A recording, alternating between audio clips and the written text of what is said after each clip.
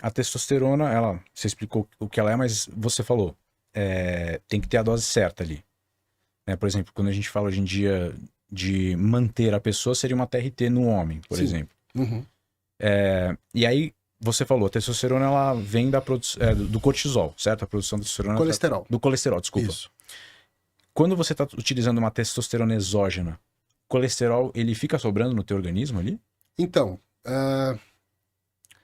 quando a gente fala em hormônios injetáveis, eu tenho pouca alteração de colesterol.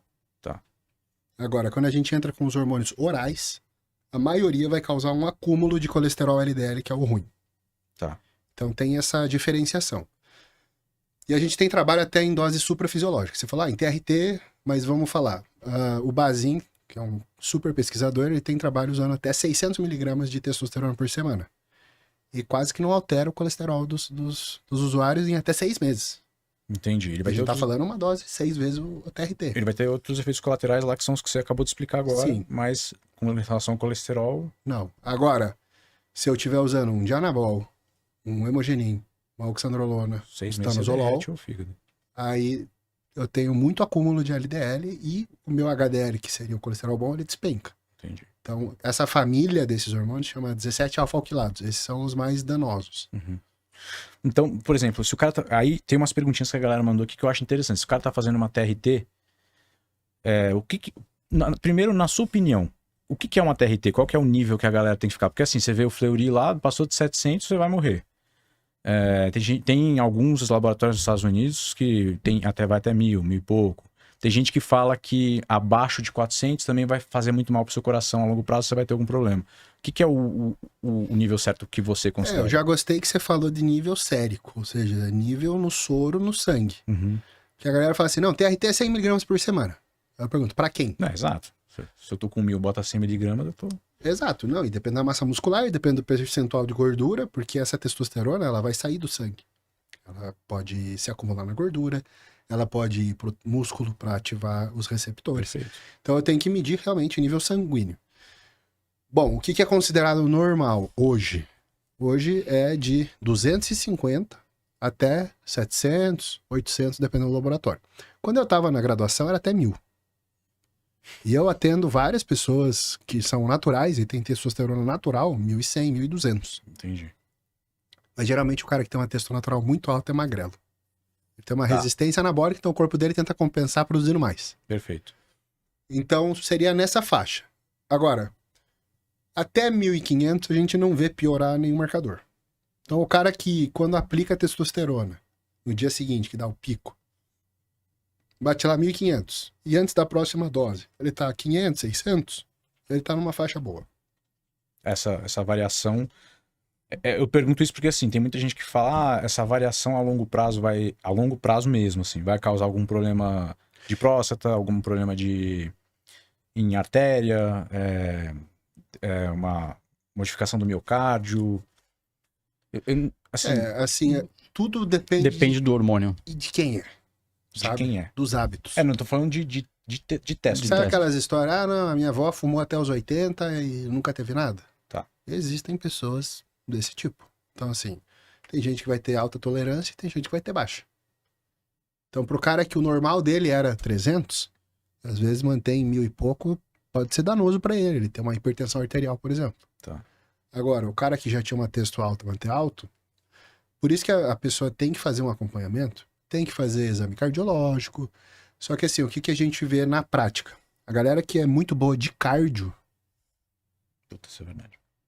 já mantém um colesterol super bom. Uhum. Ele tem uma... Porque qual que é o problema do uso prolongado de hormônio para a artéria? Rigidez arterial. Porque a artéria tem músculo ao redor dela. Então depois que o coração torce e ejeta o sangue, a artéria ainda dá mais uma empurradinha com essa musculatura. E o hormônio vai hipertrofiar essa musculatura e vai ficar dura. Quanto mais rígida a artéria, mais alta a pressão, mais rápido passa o sangue, ou seja, eu tenho um cisalhamento, as células do sangue vão batendo na parte da artéria, eu vou machucando ela, e aí para eu curar essa ferida, eu vou agregando plaqueta e eu começo a fazer uma placa de arteroma ali. Então eu posso acumular colesterol em cima dessa rugosidade que a plaqueta foi tampar, porque eu tenho alta taxa de cisalhamento das células do sangue passando muito rápido. Entendi. Então é uma coisa assim, leva anos para acontecer, mas você vai construindo esse quadro. Mas o cara que faz muito cardio, ele tem artérias muito flexíveis. E um exame que você faz para mim disso é o VOP, que é a velocidade de onda de pulso, onde eu vou dizer qual que é a idade da tua artéria. Então, você tem um cara aí de 50 anos que pratica cardio, cara que, pô, remou quando ele era mais novo, e depois mantém aí um ciclismo, uma natação, alguma coisa. O cara tem 50 anos, você vai medir o VOP dele, a artéria dele é de 20. Agora, o cara que nunca fez cardio, usa hormônio, o cara tem 20 anos, você vai medir, a artéria dele tem 50. Puta. Entendi. Então, os hábitos influenciam muito. Os antioxidantes que o cara consome ou na dieta, variando fruta, verdura, ou então suplementa uma coenzima Q10, astaxantina, vitamina C, que um monte de gente vai dizer, isso é desperdício de dinheiro. Eu encaminho todos os meus pacientes para cardiologistas que sabem mexer com os trem, principalmente a equipe do Dr. Gifone, né? Que é o cara que mais viu o coração de usuário de esteroide no mundo. Ele é brasileiro, tá lá no Rio de Janeiro, em Ipanema.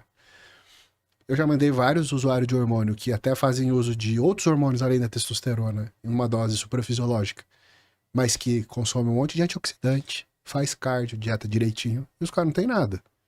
Aí você pega, tem gente que ele atendeu lá, que usou 2 meses de hormônio, tá fudido, coração zoado. Caramba. Então, Não faz cardio, não faz nada, alimentação não tá em e dia. às vezes tem uma genética ruim.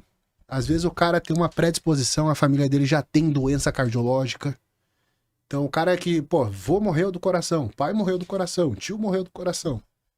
Esse cara já tem alguma predisposição ali. Aí o cara tem maus hábitos, faz uso de hormônio, dorme pouco. Sabe, você constrói um cenário que pra esse cara vai dar ruim. Entendi. E nesse caso, a gente tá falando independente do hormônio injetável, do hormônio em cápsula, gel de testo, você acha que funciona? Funciona muito bem. Para um cara desse, seria viável, mais viável, para diluir o risco? A galera tira muito sarro do gel. Por quê? Porque você não vai ser o Ramon usando gel. Sim. Nem como. Agora, para reposição hormonal, é uma baita de uma ferramenta. Porque ela vai ter um comportamento similar à liberação de hormônio pelo corpo. Então eu vou ter um pico durante o dia e vai caindo ao fim do dia. Que é muito parecido com o que o corpo já faz. E eu consigo manter níveis ótimos ali, 700, 800, dependendo até da pele. A gente tem a permeação cutânea ruim. Mas eu acho uma baita de uma ferramenta. Eu até costumo falar para as pessoas, porque às vezes você vai atender alguém, o cara vem, ele assistiu umas coisas no YouTube, chega, eu quero usar hormônio, quero... Cara, se você entrar pro mundo da agulha, você não sai mais. Porque você vai fazer um protocolo, vai inibir teu eixo, depois na hora de fazer a TPC o cara não aguenta, porque cai muito a disposição, a força, a libido. Aí o cara volta pra agulha e fica nessa. Então, às vezes, antes de tentar a agulha, por que você não tenta o gel? Ou por que às vezes você não tenta estimular a tua produção natural? Põe uns fitoterápicos, às vezes um clomifeno ali. Se você conseguir retardar o teu uso de hormônio injetável por 10 anos. Se o teu estímulo funcionar mais 10 anos, estimulando. Pô, são 10 anos a menos levando a agulhada. É um baita de um benefício. Aí quando o cara olha por esse lado, fala, Faz sentido. eu prefiro isso. Mas aí o cara que chega lá e fala assim, eu quero usar... Porque tem o cara que faz a TRT, mas tem o cara que quer fazer a TRT pra botar uns hormôniozinhos junto, né? Sim. Deixar a testosterona de base ali. Aí nesse caso o gelzinho não é uma boa pro cara. O cara vai querer colocar uma deca lá. Tudo depende do porquê. Tá. Né? Eu acho assim. Uma vez eu vi um cara perguntando, o que você acha de um cara de 20 anos usar hormônio?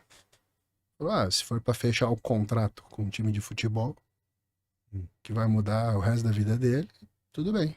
Perfeito. Agora, se for pra nada, vai pra Perfeito. praia, você tá no auge da tua produção hormonal, você vai entrar com hormônio e vai cagar o teu eixo pro resto da vida. Você vai depender de hormônio nos próximos 50 anos. Pra ganhar o quê com isso? Então, tudo é caso a caso, né?